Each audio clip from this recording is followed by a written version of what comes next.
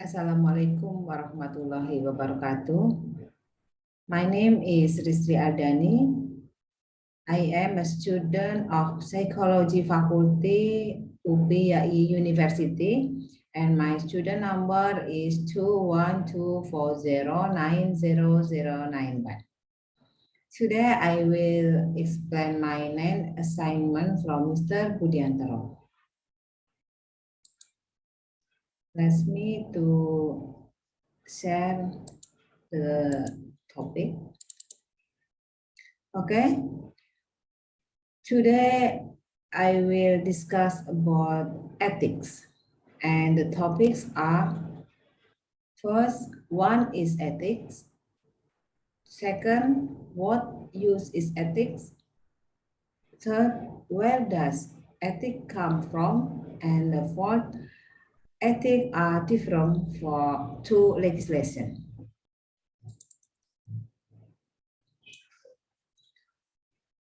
For the first, we will discuss about what is ethics. Ethics is a system of moral principles.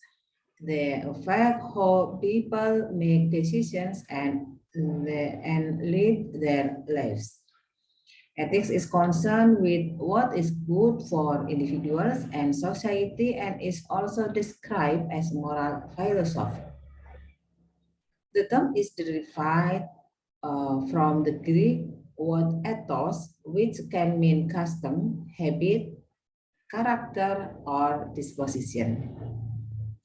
Ethics covers the following dilemmas: how to live a good life, our rights and responsibilities, the language of right and wrong, moral decisions, what is good and bad. Our concepts of ethics have been derived from religions, philosophies, and cultures.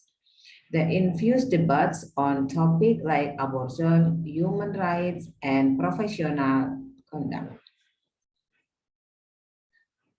Approach of ethics. Philosophers nowadays tend to divide ethical theories into three areas. There are meta-ethics, normative ethics, and applied ethics. Meta-ethics deals with the nature of moral judgment. It looks at the origins and meaning of ethical principles. Normative ethics is concerned with the content of moral judgments and the criteria for what is right or wrong. And the applied ethics looks at controversial topics like war, animal rights, and capital punishment. Now the second topic, we will discuss about what use is ethics.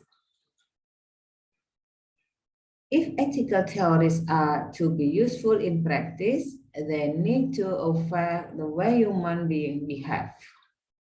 Some philosophers think that ethics does do this. They argue that if a person realizes that it would be morally good to do something, then it would be irrational for the person not to do it. But human beings often behave irrationally. They follow their gut instinct even when their head suggests a different course of action. However, ethics does provide good tools for thinking about moral issues. And the next, ethics can provide a moral map. Most moral issues get us pretty worked up. Think of abortion and euthanasia for starters. Because these are such emotional issues, we often let our hearts do the arguing while our brains just go with the flow. And the next topic about ethics can pinpoint a disagreement.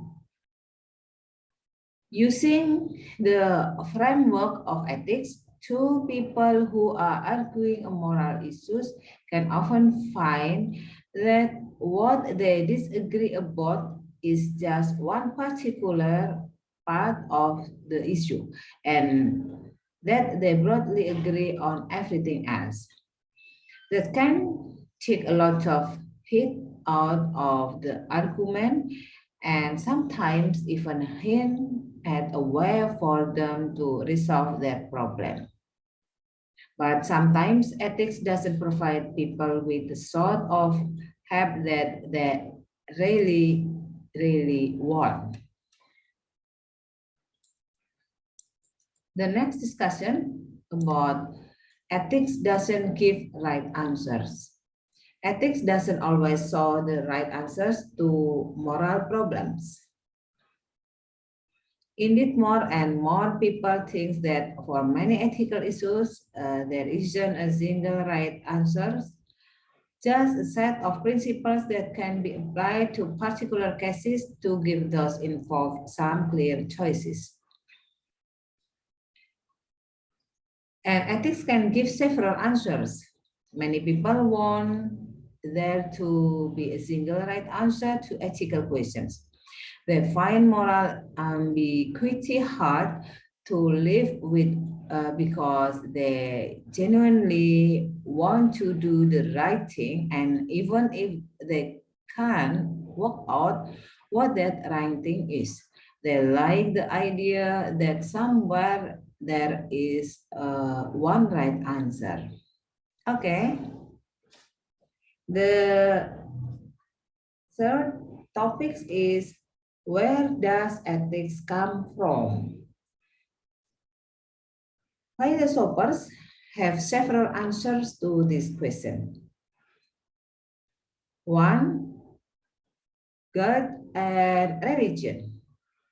And number two, human conscience and intuition. Number three, a rational moral cost-benefit analysis of action and their effects. Number four, the example of good human beings. Number five, a desire for the best for people in its unique situation. And number six is political power. God-based ethics, supernaturalism. We discussed about supernaturalism. Supernaturalism makes ethics inseparable from religion. It teaches that the only source of moral rules is God. So sometimes it's good because God says it is, and the way to lead a good life is to do what God wants. And the ethics come from intuitionism. And intuitionists think that good and bad are real objective properties that can't be broken down into component parts.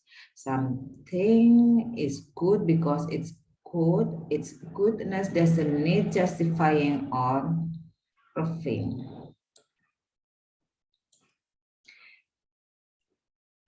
And intuition think that goodness or badness can be detected by does. They say that human beings have an intuitive moral sense that enables them to detect real moral truths.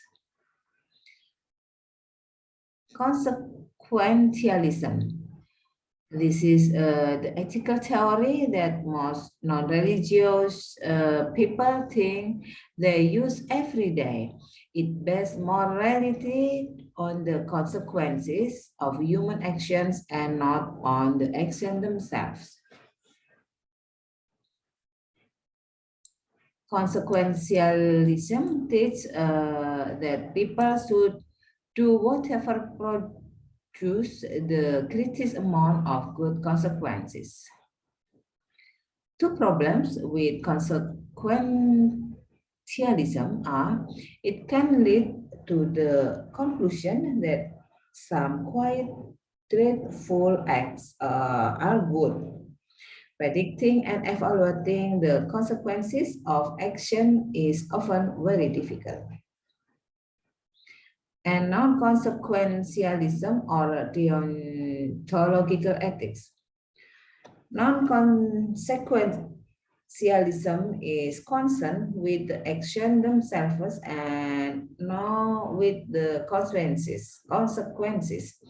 It's the theory that people are using when they refer to the principle of the thing.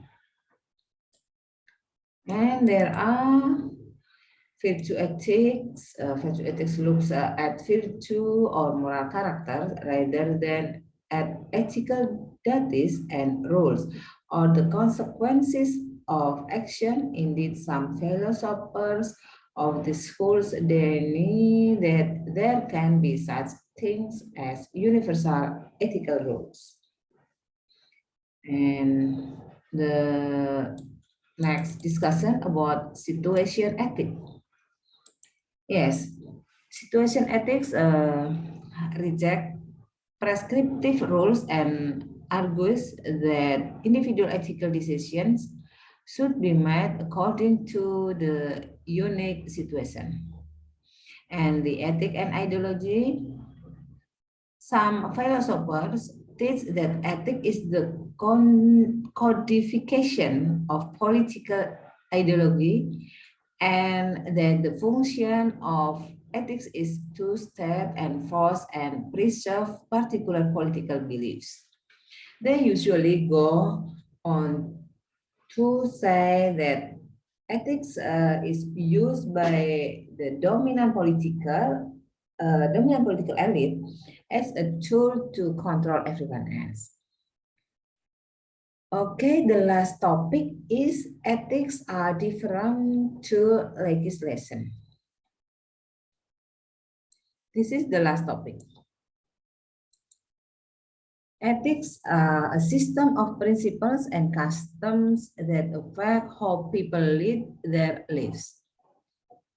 Although we don't have to follow these principles or ethics, it's generally in the best interest of everyone that we do. Ethics are different to legislation or laws that legally dictate what is right and wrong. Ethics represent society's opinions about what is right and what is wrong. When we think about ethics in digital technology, we are considering what society opinions are about the use of computers and the development of hardware and software. For example, should you search history be shown to the parties? Should a new employer be allowed to access your social media history? How should you conduct yourself when online? Okay, that's my statement from Mr. Budiantoro, and thanks for watching. Wassalamualaikum warahmatullahi wabarakatuh.